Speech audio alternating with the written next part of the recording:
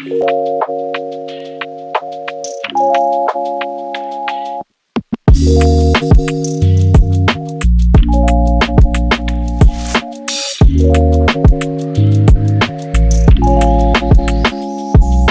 première, la demande croissante de nos clients. Nos clients sont très préoccupés par le numérique responsable. La deuxième chose, c'est l'innovation. Aujourd'hui, on se doit, en tant que constructeur, d'innover autour de nos produits pour répondre à ce besoin, justement, de durabilité. Et la troisième chose, la réglementation, à la fois européenne et française. Depuis 1990, Dell a commencé ses premiers programmes de récupération et puis après, au fil de l'eau, programmes d'utilisation de matériaux recyclés, recyclables. Mais peut-être le plus important, c'est ce qu'on va faire dans les années à venir. On a des engagements avec des dates jalons. 2030, 100% de nos produits auront 50% de matériaux recyclés, recyclables à l'intérieur. 100% de nos emballages seront recyclés également. 2040, l'énergie utilisée pour nos sites de production ou pour nos sites commerciaux sera à 100% renouvelable.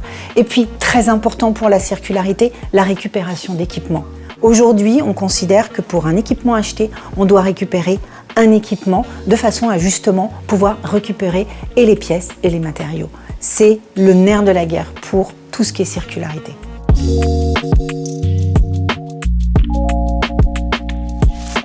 Dès la conception du produit, il faut penser à plusieurs choses. À la fois penser à l'utilisation de matériaux recyclés tout en gardant la qualité du produit pour nos clients, mais aussi à la récupération des composants. Moins de colle, trouver d'autres façons finalement d'agglomérer les composants à l'intérieur. Mais il n'y a pas que la fabrication, il y a tout le cycle de vie de la machine, l'utilisation, l'architecture physique de la machine de façon à ce qu'elle soit moins consommatrice d'énergie.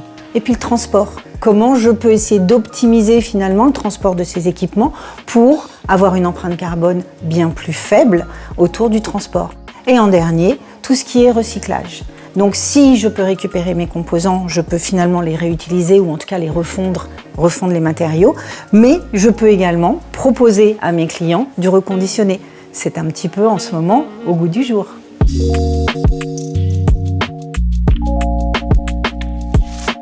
La première chose, c'est travailler avec Econocom et nos clients sur la consommation de l'informatique as a service, en mode leasing.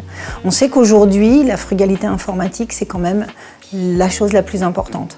Ça permet d'avoir un numérique responsable. Et en consommant finalement les assets as a service, ça permet à nos clients de tailler leur informatique exactement aux besoins et non d'avoir une informatique débordante. Le deuxième axe de travail avec Econocom, c'est la récupération chez nos clients des équipements en fin de vie, à la fois pour reconditionner, mais également, dans le cadre de la loi AGEC, pouvoir proposer à nos clients des équipements reconditionnés.